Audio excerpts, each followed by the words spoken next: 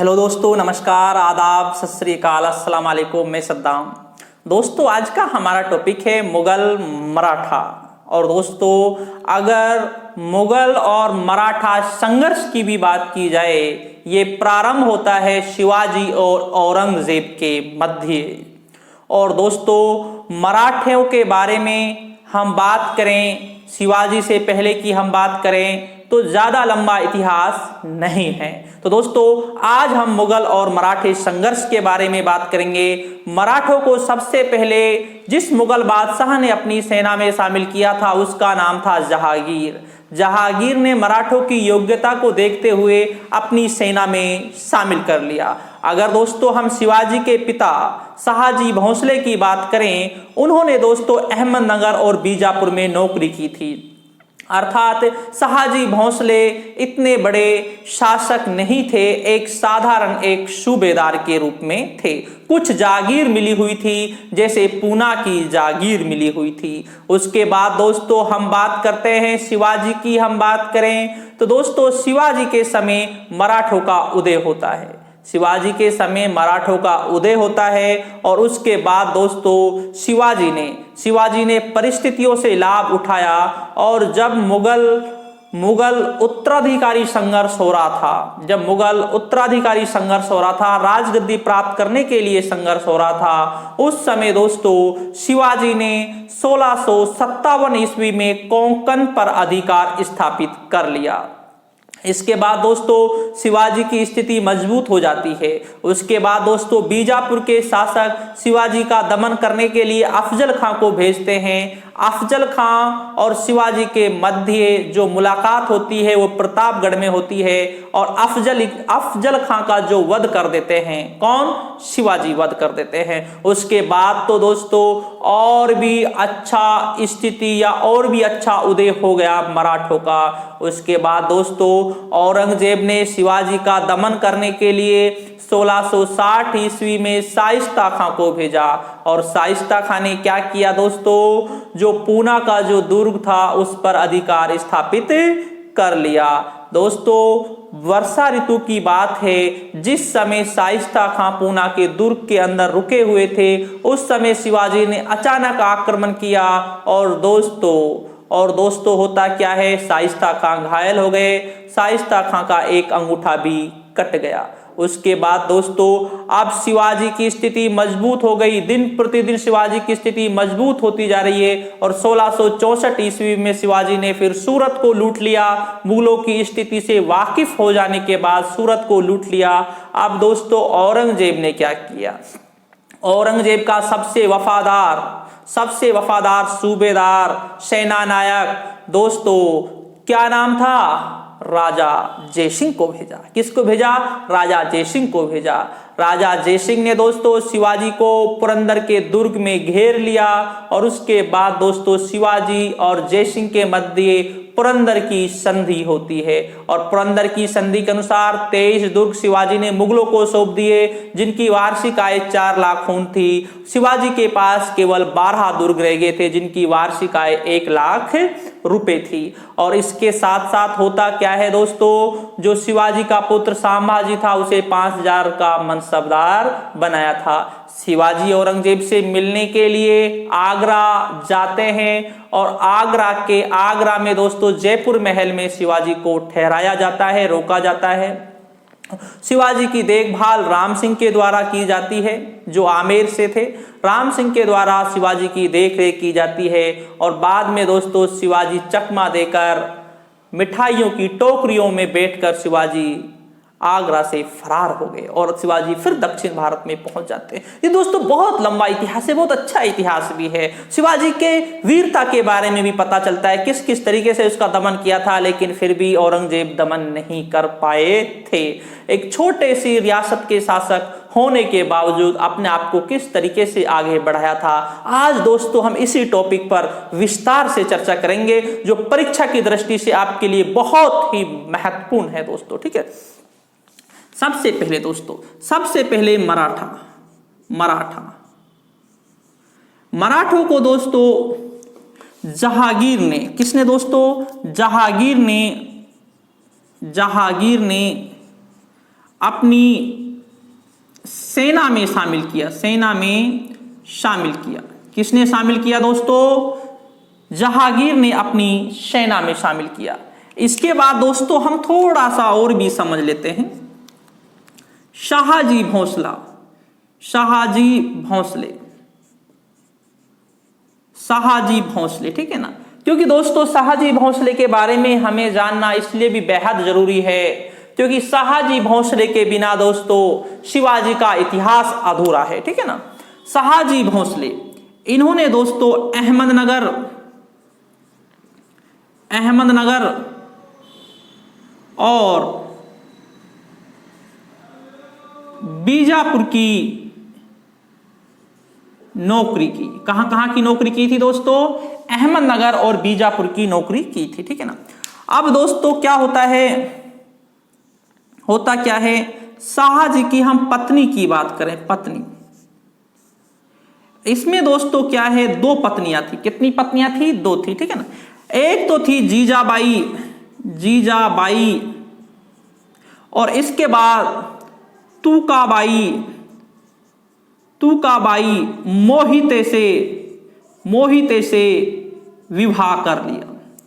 किससे विवाह कर लिया? तुकाबाई मोहिते से विवाह कर लिया। अब आप समझना यहां से इतिहास अलग होता है, ठीक है ना। दोस्तों जीजाबाई से 20 अप्रैल 1627 ईस्वी को शिवनेर के दुर्ग में, कहां के दुर्ग में? शिवनेर के दुर्ग में किसका जन्म हुआ था? शिवाजी का जन्म हुआ था। शिवाजी का, किसका जन्म हुआ था? शिवाजी का जन्म हुआ था, ठीक है ना। शिवाजी का जन्म हुआ था।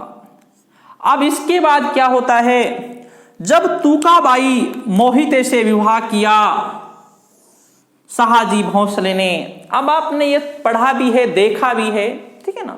अब एक पत्नी जो होती है, जो अपने पति से बहुत ज्यादा मोहब्बत करती है, अगर कोई दूसरी आ जाए तो दोस्तों उसे सहन करना बहुत मुश्किल होता है, ठीक है ना। इसके बाद दोस्तों क्या होता है, जीजाबाई क्या करती है, जीजाबाई पूना के दुर्ग में चली गई, पूना के दुर्ग में चली गई। कहां पर चली गई? पूना के दुर्ग में। अब आप एक बात आप यहां पर यह भी समझना, क्योंकि इतिहास में एक कड़ी दूसरी कड़ी से जुड़ती है, यह बात मैं हमेशा बताता आया हूं। यहां पर आप ये बात समझना, क्योंकि दोस्तों अब जो शिवाजी है, शिवाजी पर जो सबसे ज्यादा जो प्रभाव पड़ेगा वो किसका पड़ेगा और क्यों पड़ेगा, ये रटने का नहीं होता है, हमेशा समझने का होता है। शिवाजी पर सबसे ज्यादा जो प्रभाव पड़ेगा अपनी मां का पड़ेगा। किसका पड़ेगा? अपनी मां का। क्यों पड़ेगा? क्योंकि भाई जो शिवाजी के जो पिता हैं उन्होंने तो एक दूसरी शादी कर रखी है ना, और ये तो अपनी मां के साथ ही तो पूना आए हैं, तो सबसे ज्यादा जो प्रभाव पड़ता है शिवाजी पर अपनी मां जीजाबाई का पड़ता है, ठीक है ना। ये प्रश्न भी काफी बार आया हुआ है, और सबसे ज्यादा प्रभावित अपनी मां से ही थे, मां की शिक्षाओं से ज्यादा प्रभावित थे, ठीक है ना। इसके बाद दोस्तों अब पूना के दुर्ग में आ जाते हैं शिवाजी। कहां के दुर्ग में आ जाते हैं? पूना के दुर्ग में, ठीक है ना। दादाजी कोंडदेव थे वो शिवाजी के पास रहते हैं। एक अच्छे शिक्षक के रूप में, एक संरक्षक के रूप में शिवाजी का बहुत ज्यादा साथ दिया था दादाजी कोंडदेव ने। दादाजी कोंडदेव ने बहुत ज्यादा साथ दिया था शिवाजी की जिंदगी में, एक बहुत साथ देने वाला, एक बहुत वफादार थे, ठीक है ना। अब इसके बाद दोस्तों क्या होता है, यहां तक एक थोड़ी सी जानकारी हो गई। यूं तो हम शिवाजी के बारे में, जो शिवाजी का एक अलग से टॉपिक आएगा उसमें भी आपको समझाएंगे, लेकिन बात क्या होती है, जब हम किसी चीज को समझते हैं, जब मुगल और जब शिवाजी आया हुआ है, मुगल मराठा आया हुआ है, तो थोड़ा सा हमें पीछे जाना पड़ता है। तो शिवाजी के बारे में भी हमें जानना पड़ता है, क्योंकि शिवाजी कहां पर रह रहे हैं? पूना रह रहे हैं। क्यों रह रहे हैं? क्या कंडीशन बनी है? क्योंकि जीजाबाई और तुकोबाई मोहिते, जब तुकाबाई मोहिते से विवाह कर लेते हैं शाहजी, तो उसके बाद जीजाबाई पूना के दुर्ग में चली जाती है, ठीक है ना। अब इसके बाद मुगलों से कैसे संघर्ष होता है, अब उसके बारे में हम आगे समझते हैं, ठीक है ना।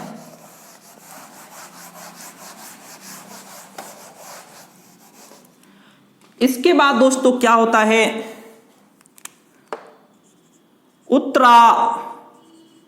उत्तराधिकारी संघर्ष, उत्तराधिकारी संघर्ष होता है, उत्तराधिकारी संघर्ष। यहां पर आप समझना उत्तराधिकारी संघर्ष, उत्तराधिकारी संघर्ष। इसमें क्या होता है, जब शाहजहां बीमार हो जाते हैं, जब शाहजहां बीमार हो जाते हैं तो उस समय राजगद्दी को प्राप्त करने के लिए जो मुगल शहजादे हैं, दारा शिकोह, औरंगजेब, मुराद और शुजा, उनके मध्य संघर्ष होता है राजगद्दी को प्राप्त करने के लिए। अर्थात कहने का मतलब यह है, जो मुगल शहजादे हैं, अपना पिता पिता बीमार है, तो उस समय दोस्तों राजगद्दी प्राप्त करने के लिए आपस में ही संघर्ष कर रहे हैं। और उसका फायदा उठाते हुए दोस्तों, उसका फायदा उठाते हुए 1657 ईस्वी में शिवाजी ने कोंकण पर अधिकार कर लिया। कहां पर अधिकार कर लिया? कोंकण पर अधिकार कर लिया, ठीक है ना। अब इसके बाद शिवाजी की स्थिति दिन प्रतिदिन अच्छी होती जा रही है, ठीक है ना। इसके बाद दोस्तों क्या होता है, बीजापुर के शासक ने, बीजापुर के शासक ने दमन के लिए किसको भेजा था? अफजल खां को भेजा था। किसको भेजा था? अफजल खां को भेजा था, अफजल खां को भेजा था, ठीक है ना। अब दोस्तों होता क्या है, 2 नवंबर 1659 ईस्वी की बात है, प्रतापगढ़ में अफजल खां का वध कर दिया। क्या कर दिया? अफजल खां का वध कर दिया। किसने? शिवाजी ने।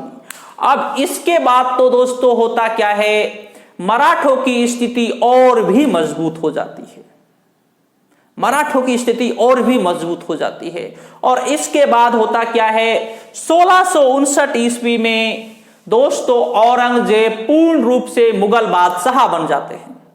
औरंगजेब पूर्ण रूप से मुगल बादशाह बन जाते हैं, क्योंकि औरंगजेब का 2 बार राज्याभिषेक होता है, ठीक है ना। एक बार तो शामूगढ़ 1658 में शासक बनते हैं, और बाद में दोस्तों देवराई की लड़ाई के बाद जो अजमेर में लड़ी जाती है, उसके बाद दोस्तों 1659 ईस्वी में मुगल बादशाह बन जाते हैं। अब औरंगजेब शासक बन जाते हैं। अब औरंगजेब के लिए यह जरूरी है, क्योंकि शिवाजी का क्या करे औरंगजेब? दमन करे, शिवाजी का दमन करे, ठीक है ना। यह औरंगजेब के लिए अब जरूरी है। अब दमन करने के लिए औरंगजेब किसको भेजेगा, अब उसके बारे में हम जानते हैं, ठीक है ना।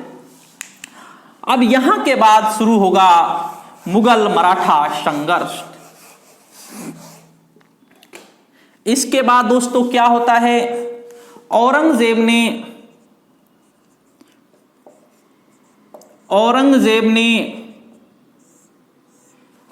ने शाइस्ता खां को भेजा। किसको भेजा? शाइस्ता खां को भेजा। शाइस्ता खां को 1660 ईस्वी में दमन करने के लिए भेजा। किसको भेजा दोस्तों? शाइस्ता खां को भेजा दमन करने के लिए, ठीक है ना। यहां पर आ जाता है। अब इसके बाद दोस्तों शाइस्ता खां पूना पर अधिकार कर लेता है, पूना पर अधिकार कर लेता है। क्या कर लेता है दोस्तों? पूना पर अधिकार कर लेता है। अब इसके बाद क्या होता है, 15 अप्रैल 1663 ईस्वी की घटना है। 15 अप्रैल 1663 ईस्वी की घटना है। शिवाजी अपने कुछ सैनिकों के साथ पूना के दुर्ग में, कहां पर? पूना के दुर्ग में। होता क्या है दोस्तों, वर्षा ऋतु की बात थी। पूना का दुर्ग, पूना के दुर्ग में शाइस्ता खां पूना के दुर्ग में रुके हुए थे। कहां पर रुके हुए थे? पूना के दुर्ग में रुके हुए थे। उसके बाद दोस्तों शिवाजी ने 15 अप्रैल 1663 ईस्वी को इस पूना के दुर्ग पर आक्रमण कर दिया, जिसमें दोस्तों रात को आक्रमण किया था। शाइस्ता का सोया हुआ था, तो शाइस्ता खां का अंगूठा भी थोड़ा कट जाता है, ठीक है ना। और इसके बाद दोस्तों क्या होता है, जब आक्रमण करते हैं शिवाजी और बड़ी फुर्ती के साथ निकल भी जाते हैं, तो शिवाजी का जो जोश है, उत्साह है, वो काफी बढ़ जाता है। इसके बाद दोस्तों शिवाजी अब क्या करते हैं, फायदा उठा लेते हैं मौके का। क्या उठा लेते हैं, फायदा उठा लेते हैं, क्योंकि अब शिवाजी को पता चल गया है कि चाहे तो कुछ किया भी जा सकता है। 10 फरवरी 1664 ईस्वी को होता यह है, शिवाजी ने सूरत को लूटा। सूरत को लूटा दोस्तों क्या है, शिवाजी ने 10 फरवरी 1664 ईस्वी को सूरत को लूटा।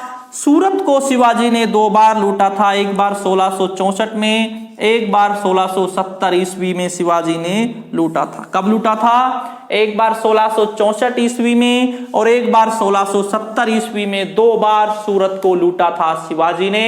ये परीक्षा में काफी बार प्रश्न आया भी हुआ है, ठीक है ना।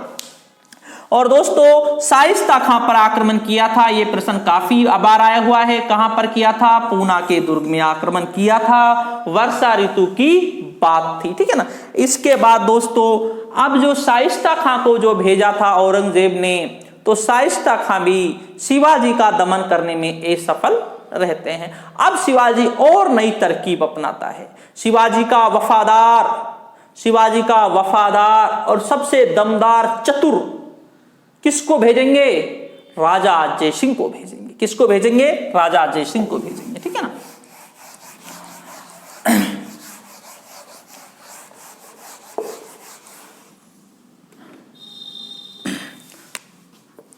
राजा जयसिंह ये दोस्तों बहुत ही मोस्ट इंपॉर्टेंट है, ठीक है ना। राजा जयसिंह को भेजा। इसके लिए दोस्तों, इसके लिए ये भी था अपने अनुसार संधि कर सकता है, संधि करने का अधिकार। ये दोस्तों समझना बहुत अच्छा प्रश्न है। राजा जयसिंह को यह अधिकार भी मिला हुआ था, परिस्थिति के अनुसार अपने अनुसार मौका देखकर संधि कर सकता है। ये अधिकार मिला हुआ था, किसके लिए मिला हुआ था दोस्तों, ये राजा जयसिंह को अधिकार मिला हुआ था संधि करने का, ठीक है ना।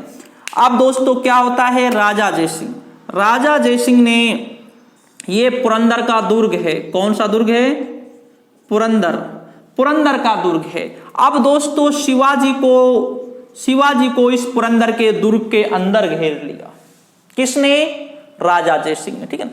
इसके बाद दोस्तों अब शिवाजी और राजा जयसिंह के मध्य संधि की बातें चलती है, ठीक है ना। अब शिवाजी और राजा जयसिंह के मध्य संधि की बातें चलती हैं, एक दूसरे के पास अपने राजदूत भेजते हैं। बाद में पुरंदर में जब दुर्ग में जब घेर रखा था, इसीलिए दोस्तों पुरंदर की संधि होती है। कौन सी संधि होती है, पुरंदर की संधि होती है, ठीक है ना। ये जो पुरंदर की संधि होती है 24 जून 1665 ईस्वी को होती है, ठीक है ना, पुरंदर की संधि। अब दोस्तों दोनों के मध्य होती है पुरंदर की संधि, और ये परीक्षा की दृष्टि से बहुत ही महत्वपूर्ण है। और दोस्तों इस समय पुरंदर की संधि के समय यहां पर मनुची भी उपस्थित थे। कौन उपस्थित थे दोस्तों, मनुची भी उपस्थित थे, ठीक है ना, यहां पर हो गई। अब दोस्तों संधि के अनुसार 24 दुर्ग मुगलों को सौंप दिए,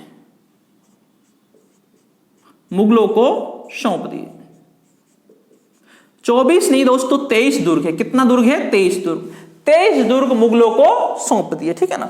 इसके बाद दोस्तों जिनकी वार्षिक आय थी 4 लाख खून, कितनी आई थी वार्षिक, 4 लाख खून, ठीक है ना। इसके बाद दोस्तों 12 दुर्ग शिवाजी के पास रह गए। कितने दुर्ग रह गए, शिवाजी के पास केवल 12 दुर्ग रह गए, जिनकी वार्षिक आय थी 1 लाख खून। कितनी थी, 1 लाख खून थी, ठीक है ना।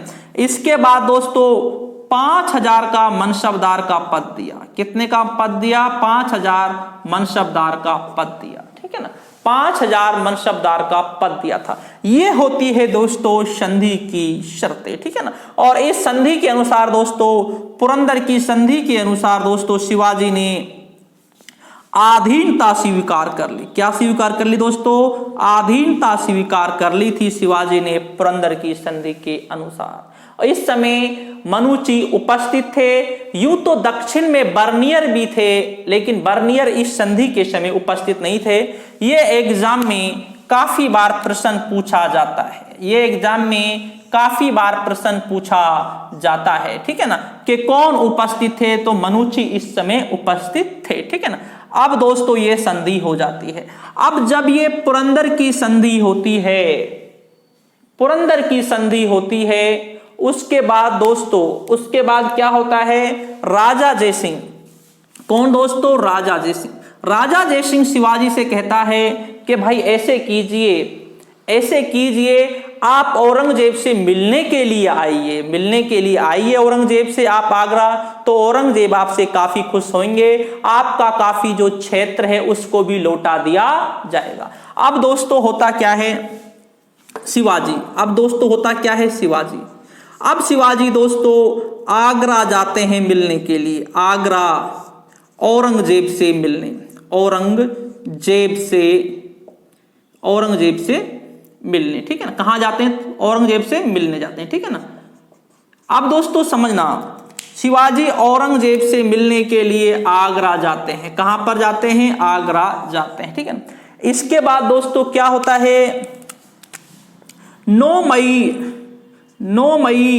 1666 को आगरा आ जाते हैं, ठीक है ना। अब दोस्तों होता यह है, शिवाजी को 5000 की मनसबदार की लाइन में खड़ा किया जाता है औरंगजेब से मिलने के लिए। अब शिवाजी जब लाइन में खड़ा था, तो शिवाजी उस समय शिवाजी ने सोचा, जिन्हें मैंने पराजित किया है, ठीक है ना, जिसमें जसवंत सिंह भी है, वो 7-7 हजार की मनसबदार की लाइन में खड़े हैं और मैं 5000 की लाइन में खड़ा हूं। तो शिवाजी वहीं से नाराज हो जाते हैं, शिवाजी सोचते हैं यार ये तो अपना अपमान है, जो कभी मेरे सामने नहीं टिक पाए वो एक बड़ा, और मुझे देखो 5000 की लाइन में खड़ा हूं, ठीक है ना। इसके बाद शिवाजी नाराज हो जाता है, ठीक है ना।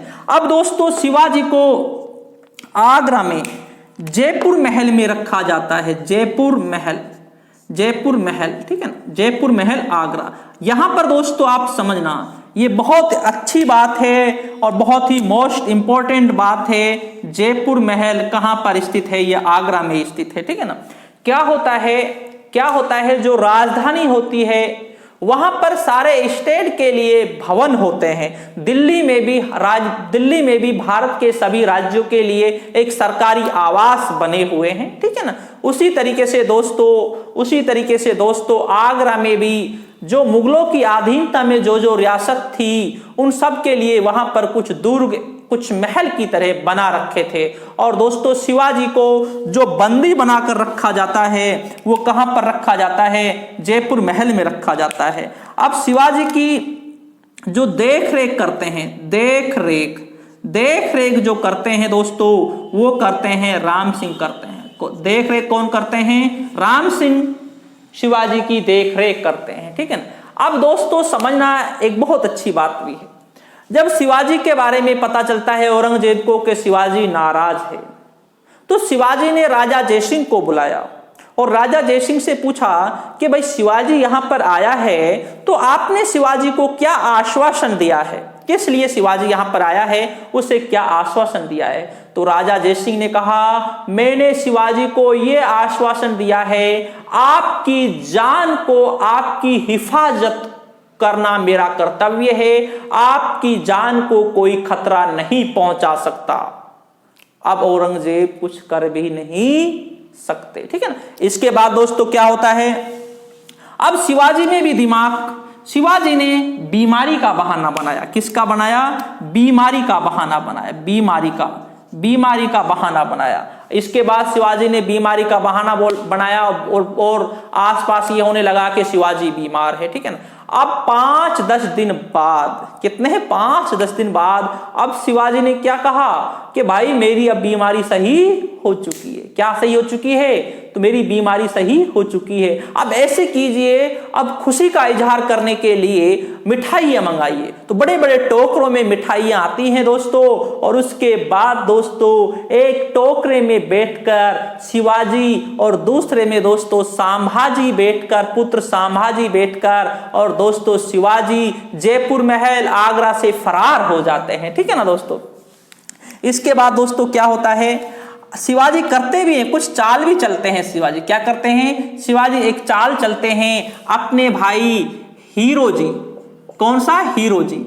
हीरो जी जो भाई थे, इस हीरो जी को दोस्तों अपनी सोने का जो कड़ा था वो हीरो जी को पहना देते हैं, और हीरो जी को अपनी जगह छोड़ जाते हैं, और खुद संभाजी और खुद फरार हो जाते हैं दोस्तों। ये घटना है 22 सितंबर 1666 ईस्वी की घटना है, और आगरा के महल से फरार हो जाते हैं। अपनी जगह किसको छोड़ के जाते हैं दोस्तों, हीरो जी को छोड़कर जाते हैं। किसको छोड़कर जाते हैं, हीरो जी को छोड़कर जाते हैं। इसके बाद दोस्तों औरंगजेब अब दक्षिण भारत पहुंच जाते हैं। कहां पर पहुंच जाते हैं, दक्षिण भारत पहुंच जाते हैं औरंगजेब। अब औरंगजेब ने सोचा यार मैं एक अच्छी, मेरी इज्जत भी है, लोग काफी सम्मान भी करते हैं, तो ऐसा क्या कारण है जो मैं एक अच्छा शासक या मैं अपने साम्राज्य का विस्तार नहीं कर सकता। तो दोस्तों क्या होता है, औरंगजेब, इसने शिवाजी ने सोचा इसके पीछे एक कारण है, क्योंकि मुझे अपना क्या करना चाहिए, राज्य अभिषेक करना चाहिए। क्या करना चाहिए, मुझे अपना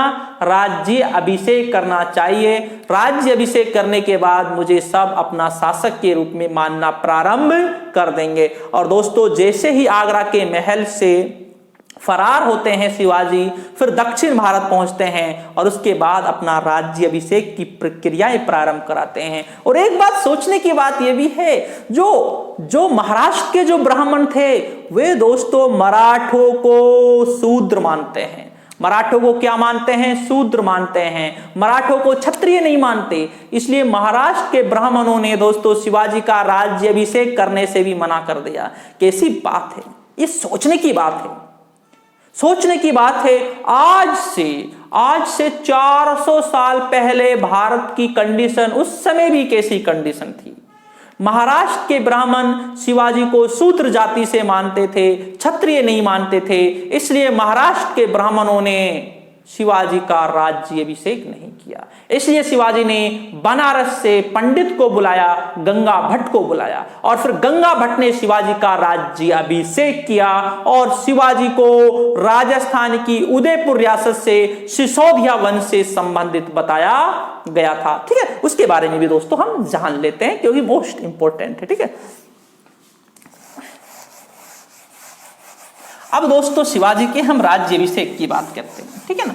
अब आगरा के दुर्ग से फरार तो हो चुके हैं, आ गए हैं अपने वहां पर महाराष्ट्र। इसके बाद शिवाजी क्या करते हैं, अपना राज्य अभिषेक करते हैं। ठीक है, राज्य अभिषेक शिवाजी के 2 राज्य अभिषेक होते हैं। प्रथम जो राज्य अभिषेक होता है 15 जून 1674 ईस्वी को होता है प्रथम राज्य अभिषेक। ठीक है, जिसे 15, ये प्रक्रिया 15 और 16 जून के मध्य होती है। ठीक है ना, 15-16 जून को होता है। ठीक है, ये 2 कराया था, ये गंगा भट्ट ने कराया था। किसने कराया था, गंगा भट्ट ने। और कहां के थे, बनारस के पंडित थे। कहां के थे, बनारस के पंडित थे। ठीक है, इसके बाद दोस्तों हम बात करें दूसरा राज्य अभिषेक 4 अक्टूबर 1674 ईस्वी को होता है। ठीक है, जो निश्चलपुरी गोस्वामी ने किया था। किसने किया था, निश्चलपुरी गोस्वामी ने किया था। ठीक है ना। एक बात और समझना, ये जो राज्य अभिषेक है ये एक साधारण तरीके से होता है, और जो दूसरा राज्य अभिषेक है ये इसलिए होता है, पहले राज्य अभिषेक के 12 दिन बाद ही, पहले राज्याभिषेक के 12 दिन बाद ही शिवाजी की माता जीजाबाई की मृत्यु हो गई थी। बाद में कुछ ब्राह्मणों ने कहा कि जो पहला राज्याभिषेक हुआ है वो शुभ मुहूर्त पर नहीं हुआ, इसलिए जीजाबाई की मृत्यु हो गई है। उसके बाद दोस्तों दूसरा राज्याभिषेक जो कराया था दोस्तों, ये दोस्तों तांत्रिक विधि से कराया था। किससे कराया था, तांत्रिक विधि से दूसरा राज्याभिषेक कराया था, जो निश्चलपुरी गोस्वामी ने किया था। इसके बाद दोस्तों हिंदू पातशाह की केसरिया ध्वज धारण कर लेते हैं शिवाजी, ठीक है ना, हिंदू पातशाह, हिंदू सम्राट की उपाधि धारण करते हैं। लेकिन एक बात यहां पर क्लियर है, शिवाजी हिंदू बादशाह की जो उपाधि धारण कर रहे हैं वो राजनीतिक दृष्टि से कर रहे हैं। किससे कर रहे हैं? राजनीतिक वजह से कर रहे हैं, ठीक है ना। केसरिया ध्वज भी यहीं पर धारण किया जाता है। इसके बाद दोस्तों शासक बन जाते हैं, शिवाजी शासक बन जाते हैं। लेकिन दोस्तों शासक बनने के बाद ज्यादा वर्ष तक शिवाजी जीवित नहीं रह पाते हैं दोस्तों।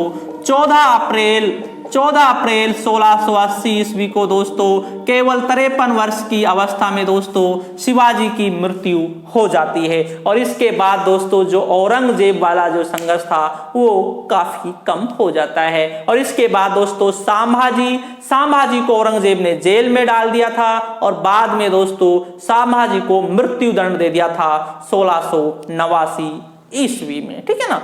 1689 ईस्वी में मृत्यु दंड दे दिया। लेकिन सबसे मोस्ट इंपॉर्टेंट जो टॉपिक रहता है औरंगजेब और दोस्तों शिवाजी वाला है, सबसे मोस्ट इंपॉर्टेंट है मुगल मराठों में। तो ठीक है दोस्तों, शुक्रिया दोस्तों, धन्यवाद।